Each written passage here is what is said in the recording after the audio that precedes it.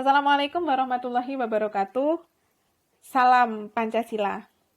Memulai pembelajaran daring hari ini, saya ada pantun buat kalian semua. Memetik mangga menggunakan galah. Galahnya harus dipegang dengan kuat. Selamat pagi anak-anak kelas 7 SMP Queen Al-Falah. Semoga kalian dalam keadaan sehat walafiat.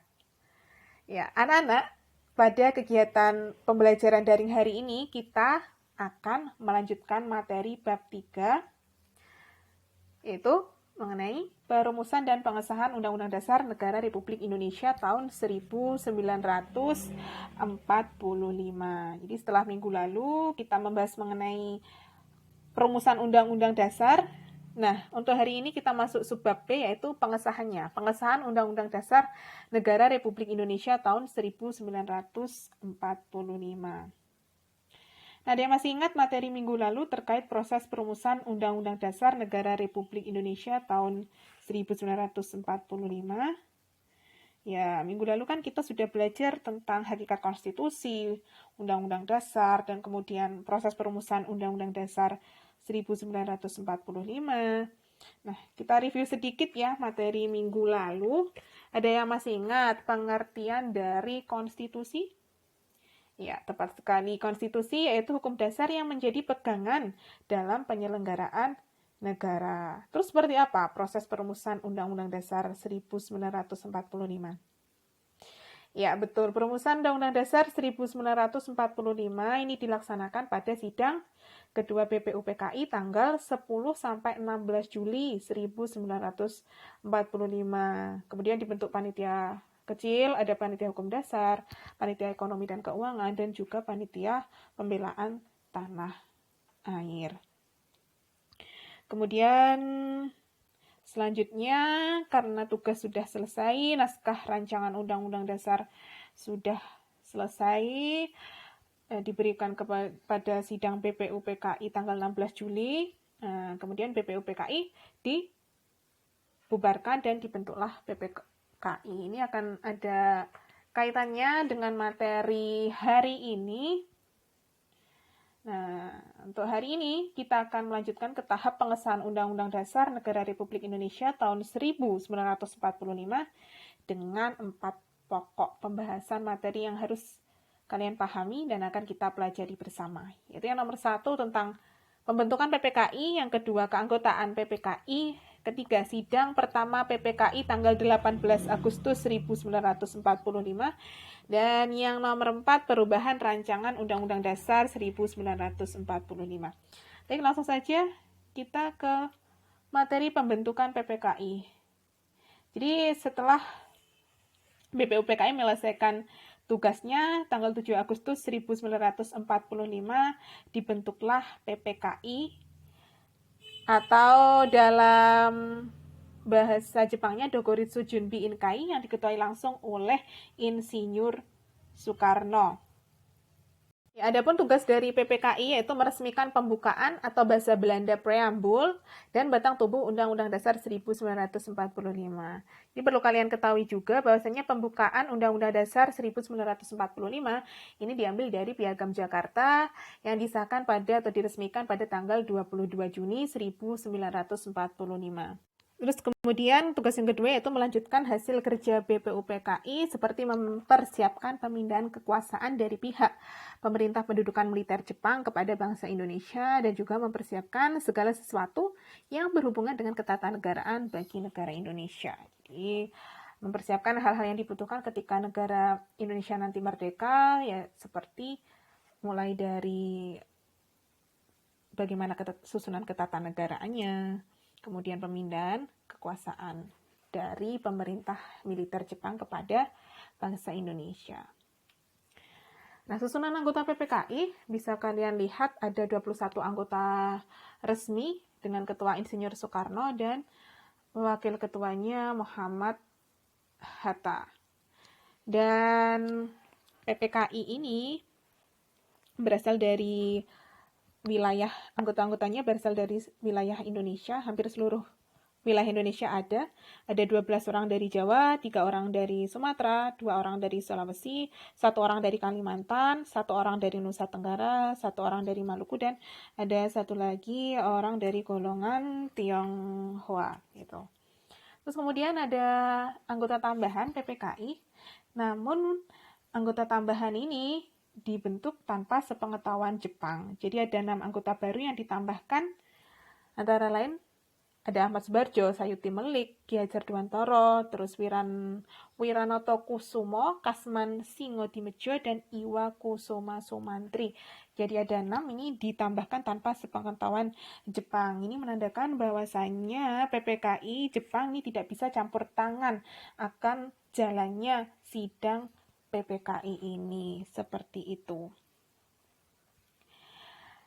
Nah, kemudian PPKI ini mengadakan sidang pertama pada tanggal 18 Agustus 1945.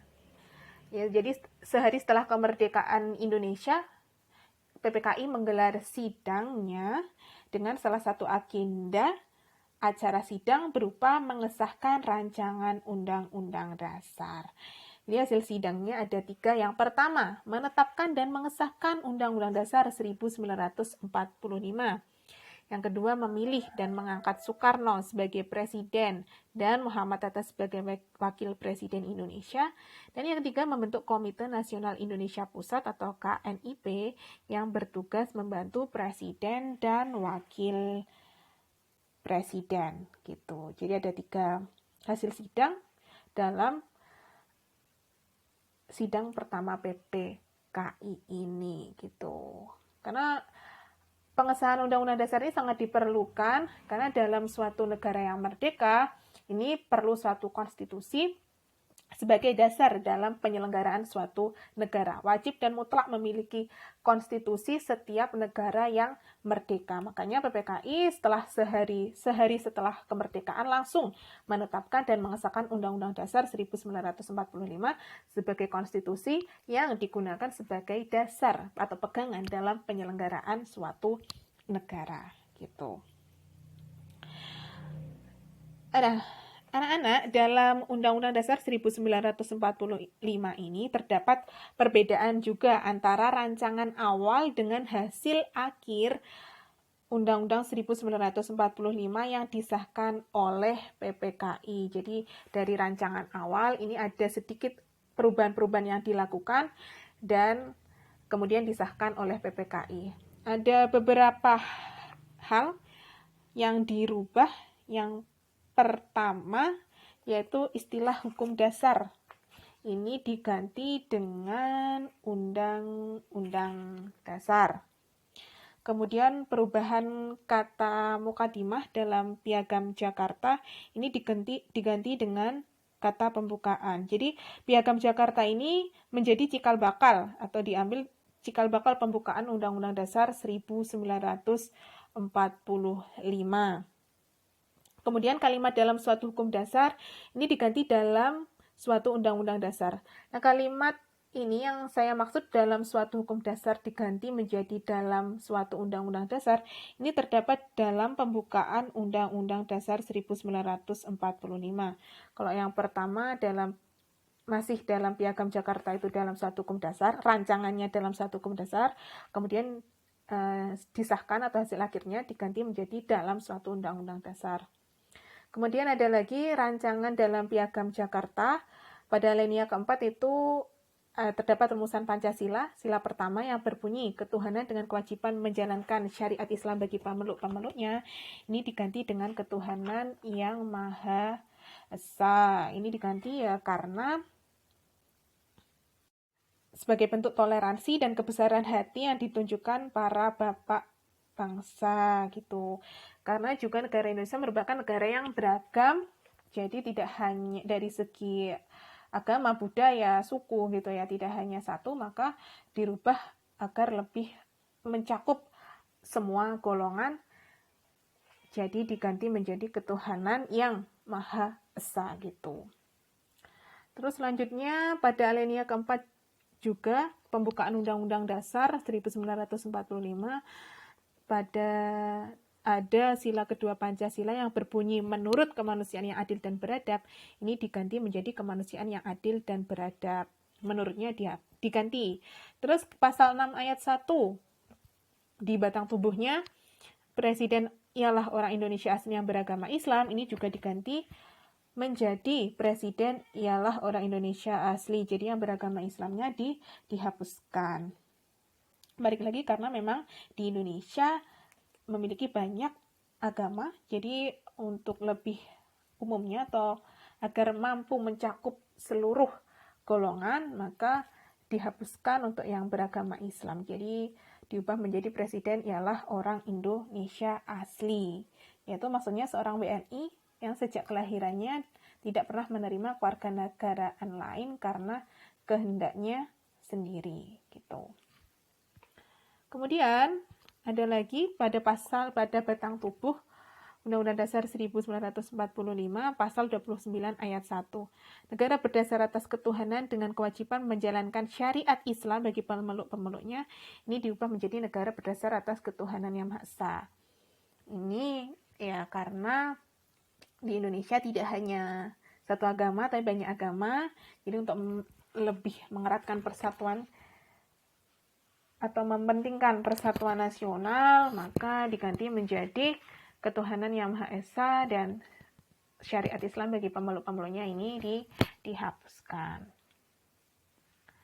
Itu tadi untuk beberapa perubahan rancangan awal dan hasil akhir sidang pembukaan dan batang tubuh Undang-Undang Dasar 1945 yang disahkan oleh PPKI.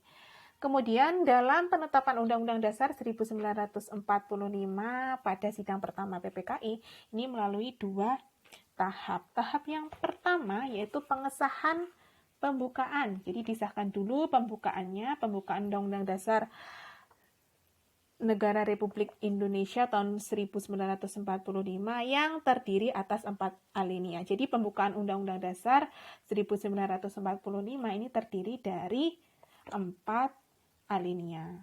Kemudian setelah disahkan pembukaannya baru ke batang tubuh Undang-Undang Dasar Negara Republik Indonesia tahun 1945 yang terdiri 16 bab, 37 pasal, 4 pasal aturan peralihan dan 2 ayat aturan tambahan. Nah, kita akan bahas secara garis besar dulu mengenai susunan Undang-Undang Dasar 1945, mulai dari pembukaan, batang tubuh, dan penjelasan. Gitu. Secara lengkap, Undang-Undang itu terdiri, Undang-Undang Dasar 1945 maksud saya terdiri dari pembukaan, batang tubuh, dan juga penjelasan. Di pembukaan Undang-Undang Dasar 1945 ini ada 4 alinea yang memuat prinsip-prinsip pokok kenegaraan. Mulai dari tujuan negara, bentuk negara, rumusan Pancasila sebagai dasar negara, ini semua tercantum dalam pembukaan Undang-Undang Dasar 1945. Selanjutnya untuk batang tubuh Undang-Undang Dasar 1945, ini ada 16, terdiri atas 16 bab, 37 pasal, 4 pasal aturan peralihan, dan 2 ayat aturan tambahan. Gitu. Pada materi batang tubuh ini terdiri dari 2 bagian. Untuk pasal-pasal yang berisi mengenai sistem pemerintahan negara, ini dimuat pada pasal 1 sampai dengan 25.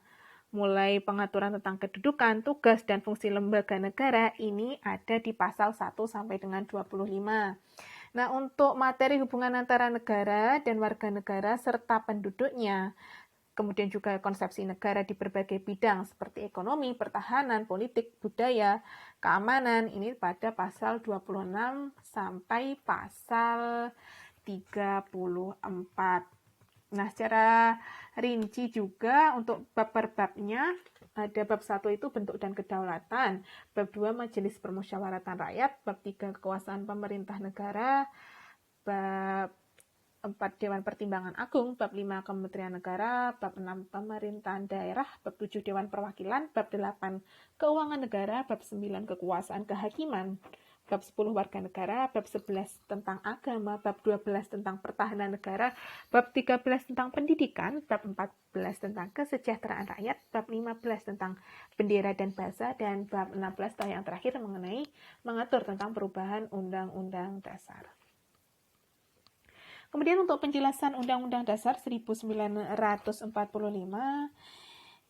ini disusun oleh Supomo dan dilampirkan dalam Berita Republik Indonesia tahun 11 nomor 7 tanggal 15 Februari 1946. Tahun 2 maksud saya. Tahun 2 nomor 7 tanggal 15 Februari 1946.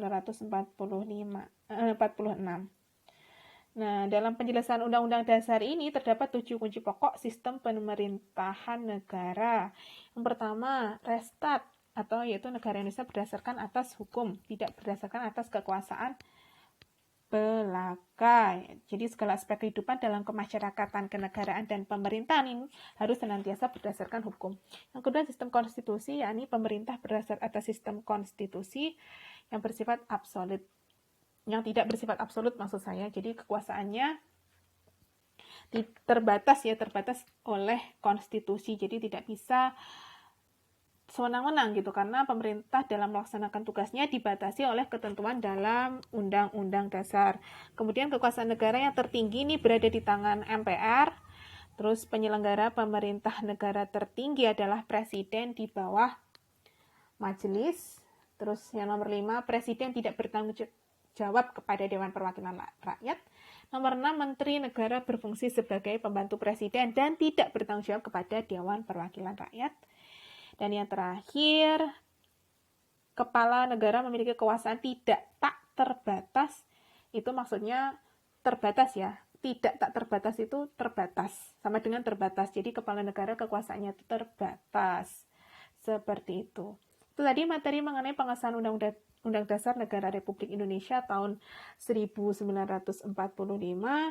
Jadi kesimpulannya, pengesahan Undang-Undang Dasar 1945 ini dilaksanakan oleh PPKI pada tanggal 18 Agustus 1945, sehari setelah kemerdekaan, dengan menghasilkan pembukaan batang tubuh yang terdiri dari 16 bab, 37 pasal, 4 pasal aturan peralihan, dan 2 ayat aturan tambahan, dan juga ada penjelasan. Gitu. Ada juga beberapa hal tadi yang dirubah dalam konsep rancangan awal Undang-Undang Dasar 1945 sampai akhirnya yang disahkan oleh PPKI.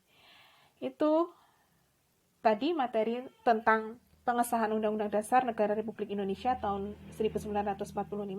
Semoga setelah pembelajaran ini kalian lebih paham lagi mengenai materi proses perumusan dan pengesahan Undang-Undang Dasar. Jika ada materi yang kurang kalian pahami, bisa kalian langsung chat ibu guru mana materi yang kurang dipahami. Nanti saya akan menjelaskan kembali apa yang kurang kalian pahami, mungkin karena penjelasan saya terlalu cepat atau terlalu berbelit-belit. Seperti itu ya. Baik, terima kasih untuk perhatiannya tentang pada kegiatan pembelajaran hari ini. Semoga kalian lebih paham lagi mengenai materi hari ini dan mampu menghargai dan memaknai Undang-Undang Dasar 1945. Semoga apa yang kita pelajari hari ini membawa manfaat. Terima kasih semuanya. Mohon maaf apabila ada salah-salah kata. Saya akhiri. Wassalamualaikum warahmatullahi wabarakatuh.